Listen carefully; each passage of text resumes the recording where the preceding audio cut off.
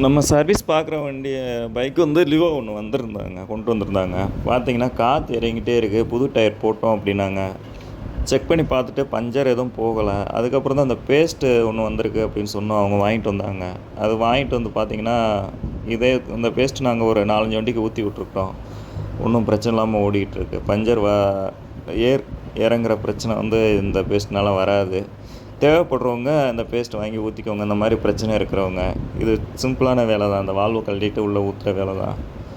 தேவைப்படாதவங்க விட்டுருங்க.